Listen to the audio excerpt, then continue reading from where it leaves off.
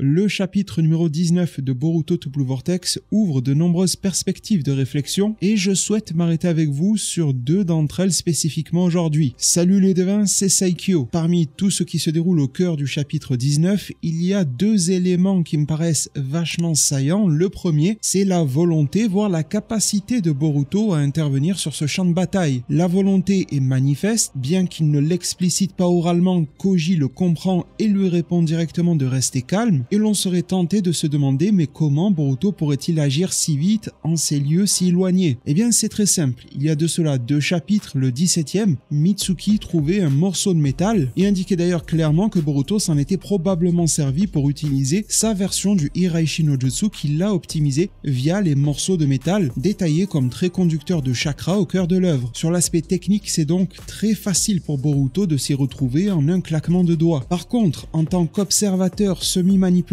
et singularité du destin et du temps, c'est une autre paire de manches pour Koji et pour Boruto. L'autre aspect que je souhaite développer avec vous aujourd'hui, c'est celui de Konohamaru. Est-il la fraude qu'il pense être, ou bien dans cet amoncellement d'échecs, peut-on voir une lueur d'espoir quant à une stratégie bien ficelée, pourquoi pas entre lui et Shikamaru, l'Hokage actuel? Et justement, dans son cas bien précis, bien que je sois partisan du fait que les plans de Kashin Koji ne vont pas forcément tourner rond, ou du moins pas comme on l'entend et pas comme cela a été décrit, cela faisant d'autant plus consensus après le chapitre 19. Et en premier lieu, c'est la conclusion d'ailleurs du chapitre numéro 19, Konohamaru se porte plutôt bien en tant que vecteur d'échecs, à l'opposé d'un Yamato à l'époque qui faisait tout pour correspondre, pour se morfondre avec sa mission, d'apparence, de voix. On se rappelle de la rencontre iconique avec Kabuto en tant qu'espion, lui déguisé en Sasori, Orochimaru avec sa tête flippante dans les bois qui patientait, menant à la confrontation face à Kyuubi. Comme quoi, un plan ninja respecté peut également foirer. Imaginez si Yamato refusait de porter les vêtements de Sasori et disait non, moi je préfère Pinocchio, et il prenait une petite voix fluette, il commençait à l'imiter avec Geppetto. Ça aurait tout foiré. C'est ce que fait Konohamaru en refusant de laisser Matsuri, la Moegi Shinju, et Go Moegi l'appeler Konohamaru-chan.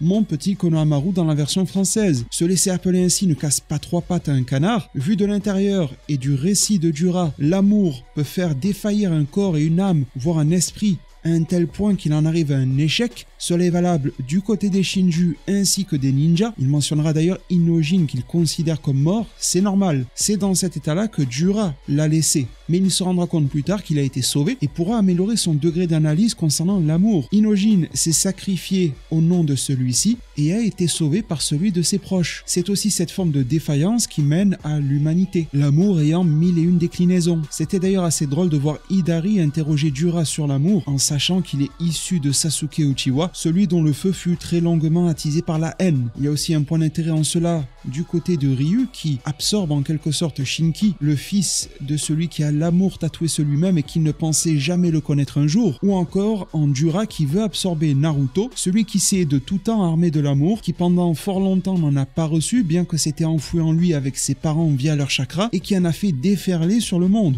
pour rompre les cycles de la haine en tant qu'enfant d'une certaine prophétie. Bon, c'est super intéressant, mais du côté de Konohamaru. Alors évidemment, il peut être la fraude ultime, se faire dévorer, donner naissance à un nouveau Shinju, ce qui serait super intéressant dans le récit. Cela irait au-delà de la fusion, au-delà de l'union, ce serait une agglomération d'éléments qui appartiennent à Code, au Jubi, et donc au Tsutsuki, également aux salissures de griffes, à Moegi, à ce que tout cela est devenu en Matsuri, associé à Konohamaru, descendant évidemment Sarutobi. Forcément que l'on a envie de voir de tels résultats, de voir les Shinju pouvoir aller encore plus loin et dévorer, que cela soit Matsuri, Ryu, Hidari, Dura, voire même Mamushi, bien qu'il nous intéresse un petit peu moins. On a envie de voir cette évolution tant prisée par Dura, mais et si Konohamaru n'était pas si bête que ça et qu'actuellement tout se déroulait comme prévu? D'où le fait que d'une certaine manière ça n'altère pas les visions de Kashin Koji et peut-être pourrait-elle être prise de court. Les visions de Kashin Koji sont sérieuses, mais on ne sait pas vraiment s'il voit absolument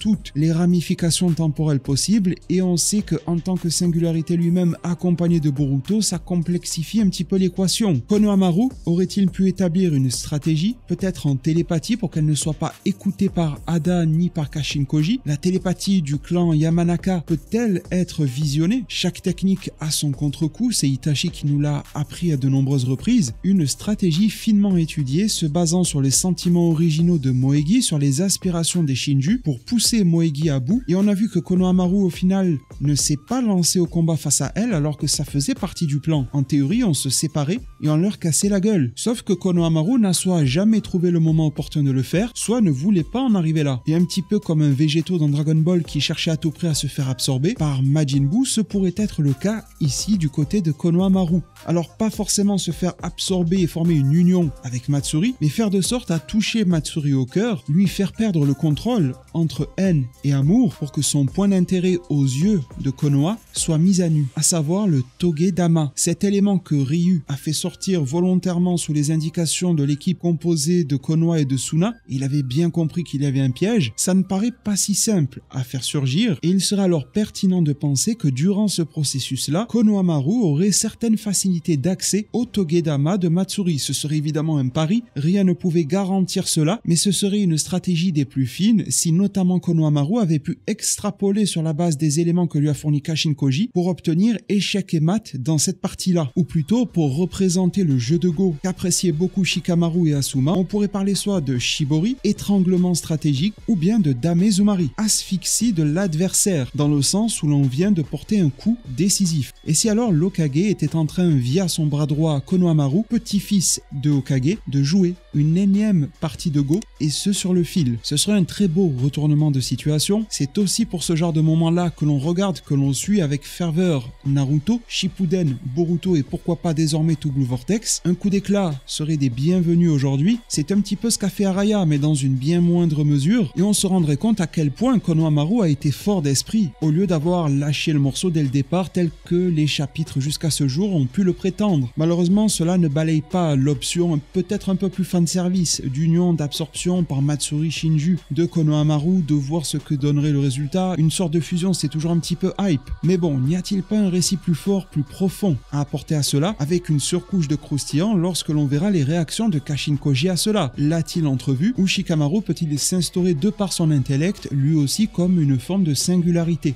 De manière tout à fait connexe, le cas Boruto.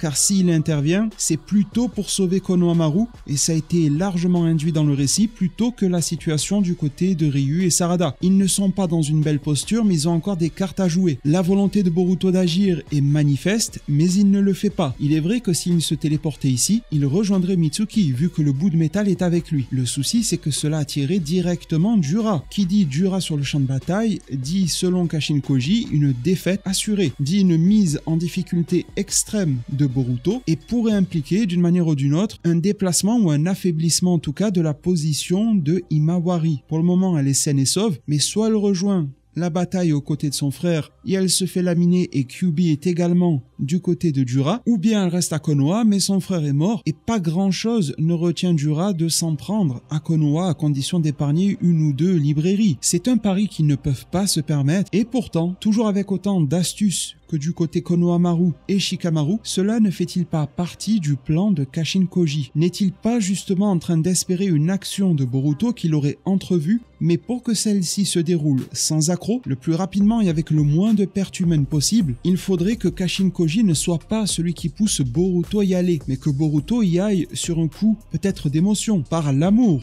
justement qui le lie à ses amis issus du monde ninja, et non pas parce que Kashin Koji en tant que stratège lui dirait c'est le moment de bouger. Là, tout serait vain. C'est peut-être aussi avec cette force-là qui a beaucoup animé à la fois Hinata dans les moments les plus difficiles que Naruto, que leur rejeton devrait bouger. Kashin Koji, dans ce cas-là, aurait donc vu plusieurs ramifications à la scène, de nombreuses dans lesquelles c'est Kashin Koji qui indique à Boruto d'y aller et ça foire systématiquement, tandis qu'il y en aurait d'autres dans lesquelles c'est Boruto qui de son plein gré n'en peut plus, comme si la cocotte était sur le point d'exploser tellement la vapeur y est accumulée, et agit au détriment de ce que son sensei lui a demandé. Armé au-delà de son entraînement, de sa force de volonté, de son courage, de son amour, de ses sentiments envers ses proches et de ce besoin de protection. Tel que l'on s'est rendu compte avec le cas de Hyojin, il n'a pas agi conformément à la stratégie et finalement ça a été plutôt payant, au point tel que Jura ne le sait pas. Boruto pourrait donc avoir une forme de coup d'éclat qui aurait été prévu par Kashin Koji mais à propos duquel il ne peut rien dire car les deux sont des singularités du destin. Déjà en avoir une de mêlée c'est quelque chose, mais si deux collaborent, il faut prendre les plus grandes pincettes possibles. On pourrait avoir un double coup de maître qui se joue ici, un plutôt du côté de Shikamaru, Konohamaru en serait l'expression pourquoi pas au chapitre 20e, tandis que Kashin Koji ferait le sien sur l'échiquier du temps, comptant sur l'explosivité potentielle de Boruto. Après tout, cette scène nous paraît à tous, ainsi qu'à Kashin Koji, contre nature, l'un de leurs plus grands éléments combatifs qui reste hors de tous ces derniers et qui est spectateur de ses alliés, amis, voire plus, en train de se faire laminer par des créatures exotiques. D'autres perspectives, pourquoi pas pour d'autres vidéos, ne sont pas à mettre sous le tapis. Le cas de Kawaki qui est en train d'évoluer, la possibilité qu'à peu près tout soit un ratage complet, aussi bien du côté de Konohamaru absorbé, permettant une forme de power-up et d'évolution en tout cas à Matsuri, Sarada, Mitsuki et consorts qui perdraient vainement, un Boruto qui resterait impuissant chez Kashin Koji ou bien qui se déplace et fait rappliquer Jura, et là c'est la catastrophe, à moins que un personnage qui s'est fait non pas absent mais très discret depuis les débuts de Boruto to Blue Vortex pourrait intervenir face à Jura. Il n'est autre que Momoshiki Otsutsuki. Au cœur d'une telle rencontre, il n'y a nul doute que son emprise sur Boruto devrait être décuplée. C'est un sujet que j'aimerais beaucoup développer avec vous, n'hésitez pas à me partager des éléments vis-à-vis de cela, et surtout à me dire si une vidéo sur le sujet vous intéresse. Ce fut un plaisir d'échanger au cours de celle-ci. Si ce dernier est partagé, n'hésitez pas à mettre un pouce en l'air, à vous abonner, à activer la cloche. Merci vraiment pour tout. Prenez tous extrêmement bien soin de votre futur et à plus pour de prochains arts divinatoires.